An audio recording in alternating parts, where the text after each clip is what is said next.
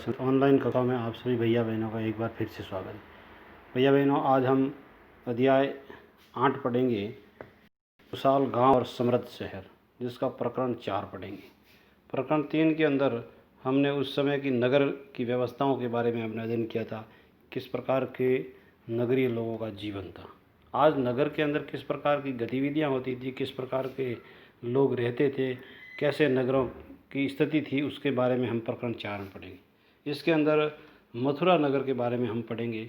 लगभग 2500 साल पुराना ये नगर था, जिसके अंदर अनेक प्रकार की व्यवस्थाएं हुआ करती थी और ये नगर 2 प्रमुख रास्तों पर स्थित था, जिसके चारों ओर किलेबंदी थी, चारों तरफ दीवारें बनी हुई थी, परकोटा बनाया हुआ था।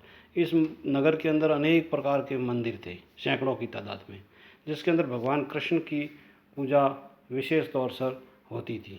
यहाँ के नगर के अंदर किसान और पशुपालक लोग भी रहते थे, जो नगर के बाहर अपना जीवन यापन करते थे और नगर के लोगों के लिए भोजन पानी की, दूध की व्यवस्था करते थे।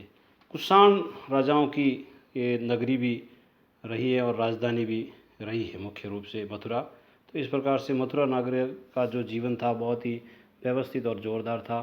साथ ही यहाँ पर बौद्ध और जैन मंदिर भी पर्याप्त मात्रा में बने हुए हैं और भगवान कृष्ण की भक्ति का ये मुख्य केंद्र के रूप में भी मथुरा नगर जाना जाता है। इसी प्रकार से दूसरा टॉपिक है शिल्प तथा शिल्पकार। पूरा स्थलों से शिल्पकार के अनेक नमूने हमें प्राप्त हुए हैं, जिसके अंदर मिट्टी के बर्तन हो, चमकीले गहने मिले हैं, कई प्रकार की अनेक प्रकार की सामग्री प्राप्त हुई है।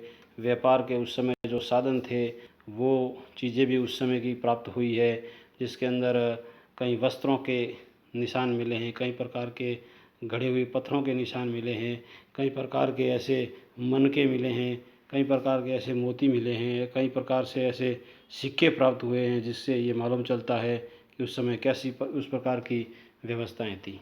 इस प्रकार से शिल्पकारी के भी अनेक नमूने प्राप्त हुए हैं। साथ ही सूत कातने और बुनने के भी अनेक अवशेष प्राप्त हुए हैं। उस समय का जो वर्ग था, जो लोग थे, मुख्य रूप से सूत कातने का और बुनने का काम करते, क्योंकि उस समय कपड़े का व्यापार भी एक बहुत ज़्यादा तरीके से चलता था। उसके अंदर अनेक जो बुज़ुर्ग लोग होते थे, जो सेवा के राजकीय सेवा के अंदर उस समय के राजा महाराजा के साथ होते, जो बुज़ुर्ग होते थे, उनसे सूत काटने का काम करवाया जाता था।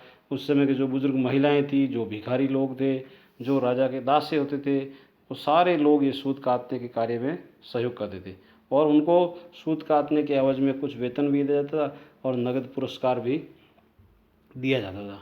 और सूत काटने के लिए जो महिलाएं बाहर नहीं जाती थी घर से, उनको घर पे ही दास ले जाकर देते थे और वो भी सूत काटते थे, उनको भी उसका भुगतान घर पर दिया जाता था।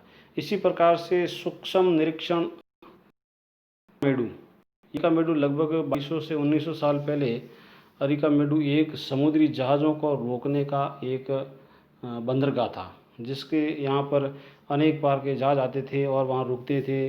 अनेक प्रकार की ईंटें वहाँ पर बरामद हुई है, अनेक प्रकार की लकड़ी से बने हुए प्लेटफार्म का वहाँ पर पता चलता है।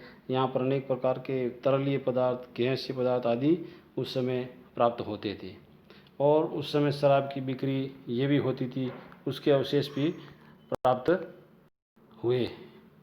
इस प्रकार से अनेक जानकारियाँ उस समय की प्राप्त हुई है। मिट्टी के बर्तन भी उस समय के प्राप्त हुए। अब कुछ अभ्यास के प्रश्न है। मथुरा नगरी में प्रमुख रूप से किसके मंदिर बने हुए थे? द्वारा जो जानकारी मिली है उसमें प्रमुख शिल्पकारी के क्या नमूने प्राप्त हुए हैं? और तीसरा, सूत काटने के प्रमुख कार्य में किन किन लोगों को लगाया जाता है? इन सारे प्रश्नों का उत्तर आप अपनी कॉपी में सुव्यवस्थित रूप से करेंगे और धन्यवाद।